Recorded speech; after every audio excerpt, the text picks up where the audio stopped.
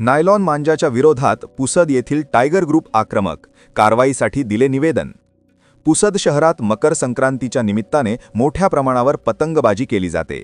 मात्र याच काळात काही विक्रेत्यांकडून सर्रासपणे नायलॉन मांजाची विक्री होत असून त्यामुळे नागरिकांच्या जीवितास गंभीर धोका निर्माण होत आहे। नायलॉन मांजामुळे दुचाकीस्वार, पादचारी यांना अपघात होण्याची शक्यता असून पशुपक्षी तसेच घरातील लहान मुले व नागरिकांना इजा होण्याचे प्रकार वाढत आहेत। यासोबतच विद्युत वाहिन्या व केबल लाईनच्या सुरक्षेवरही मोठे प्रश्नचिन्ह निर्माण झाले आहे। या पार्श्वभूमीवर टायगर ग्रुप पुसदच्या वतीने पुसद शहर पोलीस स्टेशन येथील पोलीस निरीक्षक सेवानंद वानखडे तसेच पुसद नगरपालिकेचे प्रभारी मुख्याधिकारी राऊत यांना निवेदन देऊन नायलॉन मांजाच्या विक्रीवर तत्काळ बंदी घालण्याची आणि विक्री करणाऱ्या दोषी विक्रेत्यांवर कठोर कारवाई करण्याची मागणी करण्यात आली। निवेदनात नायलॉन मांजामुळे होणाऱ्या संभाव्य अपघातांची गंभीर दखल घेऊन पुसद शहरात विशेष मोहीम राबवावी तसेच पतंग विक्रेत्यांवर व मांजा विक्रीवर कडक नियंत्रण ठेवावे अशी ठाम मागणी करण्यात आली आहे।